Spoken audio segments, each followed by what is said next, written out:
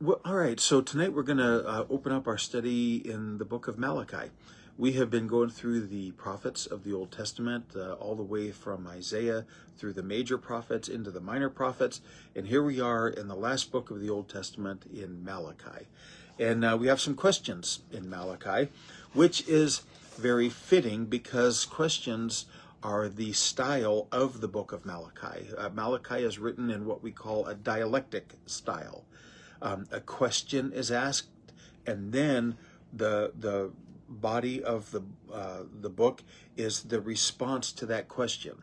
God makes a statement, the people ask a question, and then there's a response to it. That's how the book goes. There are six primary questions throughout the book, and we'll take a look at each one of those as we go.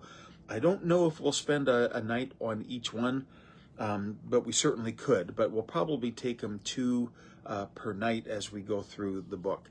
So the first question that we ask is, who was Malachi? And there is the debate. We don't know who Malachi was. There's no information given.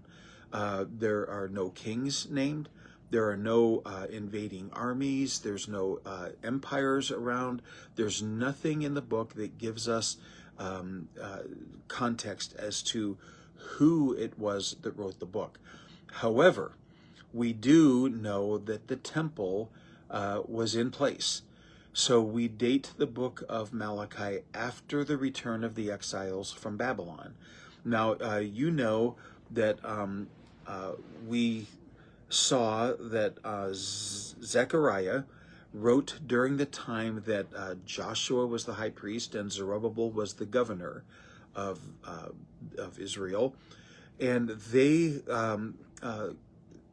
Zechariah was involved in getting the temple built.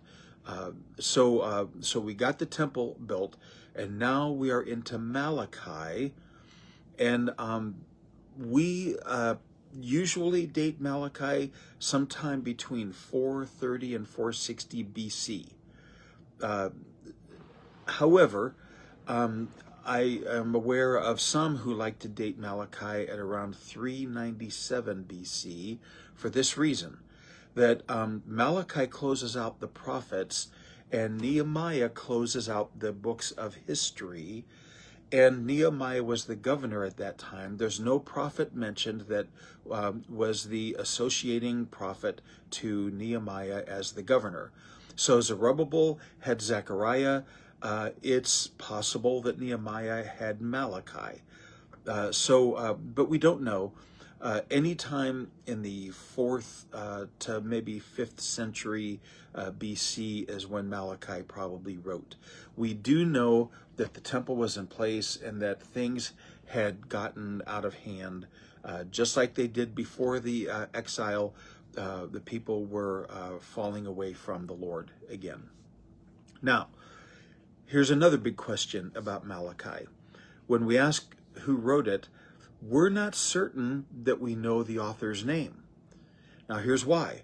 It says it was written by Malachi in chapter 1, verse 1, the oracle, the burden, the oracle of the word of the Lord to Israel through Malachi. Now, Malachi means my messenger. That's the Hebrew way of saying my messenger. So, is Malachi the name of the prophet, or is the Bible just telling us it was written to Israel through my messenger? There's a big debate about that. The Hebrew Bible from the Old Testament, or from the pre-Christian era, and the Septuagint, which is the Greek version of the Hebrew Bible, all interpret this to be an anonymous book, that we don't know the name of the author, but we are calling him my messenger. So that is a real possibility. We might not know who wrote this book, and because we have no biographical or any kind of information about a prophet named Malachi, it's very likely that it was somebody who had a bit of a different name. But we're going to call him Malachi. because that is the traditional Christian interpretation of this verse. I have no problem with doing that. So we're going to refer to him as Malachi. Now, what was happening historically? If it was written when we think it was, in 430 to 460 BC or 397, in that time period, the Persian Empire was in power around the world. The Persians overthrew the Babylonians, and the Medo-Persian Empire existed for a while, but the Persians kind of rose to the top of the heap. And Persia, as you may or may not know, is what we call current-day Iran. So Iran had a very strong military and political presence in the Middle East. Now, there's a reason that Iran does not wield that kind of power anymore. When Genghis Khan came into power, and he went throughout the known world to him at that time, conquering, he decimated Iran. He made a wasteland of Persia, and to this day, Persia has not recovered from that onslaught. He killed so many people from that empire that it was just wiped off the face of the earth, and it has slowly been recovering. Afghanistan, the same thing. They never wielded the same power as Persia, but Genghis Khan changed the political landscape of the entire world when he conquered and ravaged the lands. There's stories about him conquering cities where every man, woman, and child was killed, and their skulls were stacked in a pyramid outside what used to be the city gates, just to tell people, don't mess with us. That's what we have there. So that's what was happening historically. The Persians were in power, and this is about 4 centuries before Christ was born. So there was a problem in the land. They had the people had returned from Babylon. They started to build the temple, as you remember, and they kind of lost their way and put that off for a couple of decades, and then Zechariah got them back up on their feet and going again with Joshua and Zerubbabel.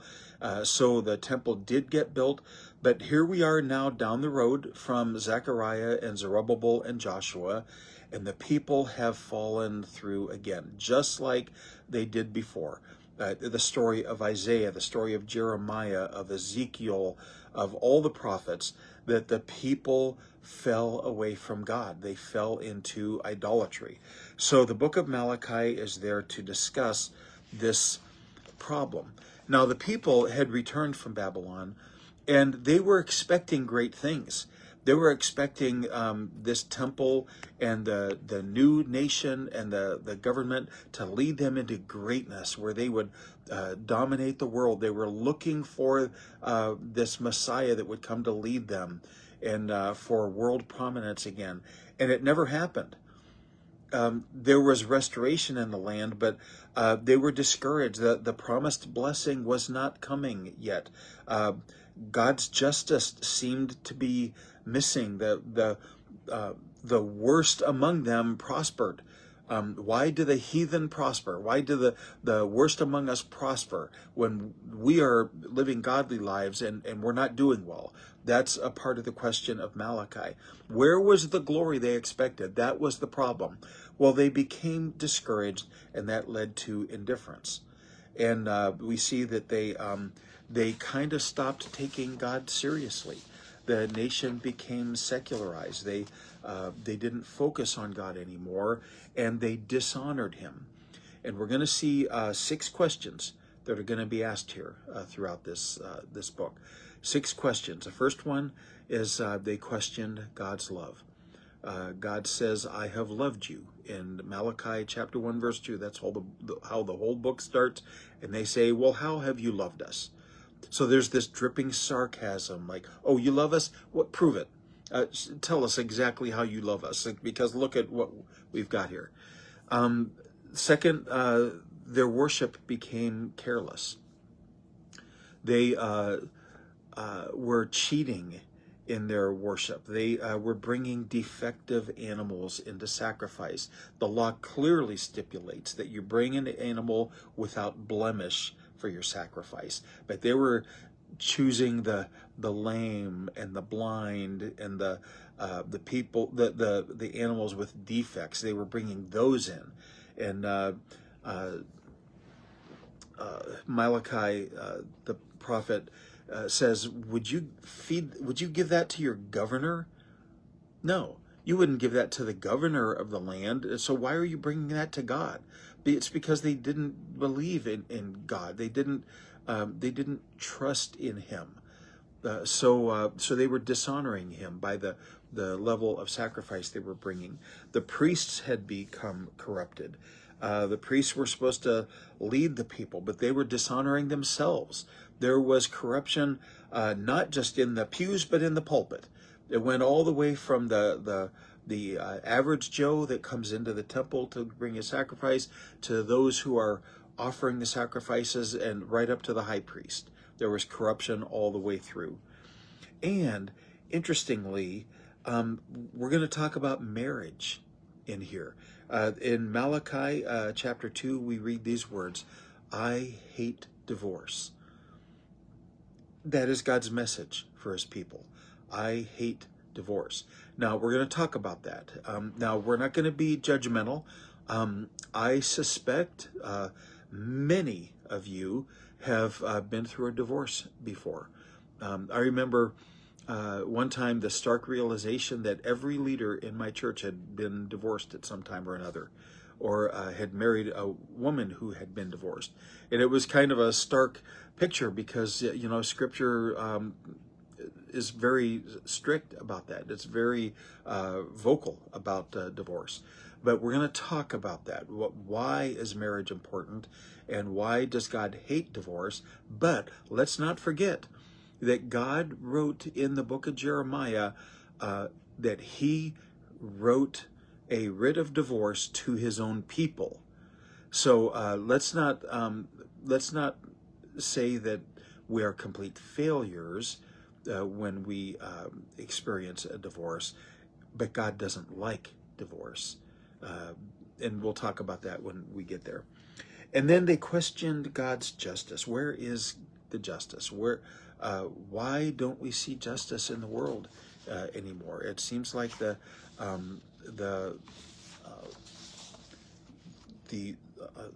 most profane among us seem to come out on top, and that's just not the way it's supposed to be for God's people, right? But I'm going to be talking about God's blessing tomorrow in my devotional, and I want you to read that because it deals with this very question. And then the last question they ask is, the last issue that we deal with is that the people were robbing God. And they say, well, how are we robbing God?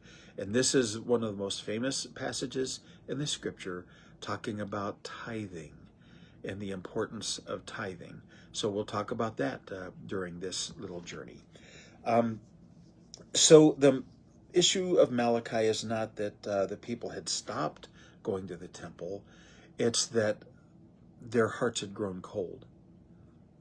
They were going to the temple. They were still sacrificing. They were still talking about God. They were still performing their religious duties. But they had lost their fear of God and their desire for his presence. They weren't experiencing that. They were going through the motions. And Malachi is going to bring that up. And that issue alone makes Malachi very relevant for the church in America today. I think we can see a lot of that in our churches, that coldness of heart. So Malachi is only 4 chapters long, but we're going to discuss these things. God says, I have loved you. God says, you have defiled your sacrifices. He said, you have dealt treacherously. He says, you have wearied the Lord. You are robbing God, and your words have been arrogant against me. Those are the 6 accusations that God makes. We will see the people's response to him, and then we'll see God's response to them. And that's always a joy to see God respond to our hearts. You know, if you look at the book of Job, 37 chapters of Job are about the world's answers to what Job was going through.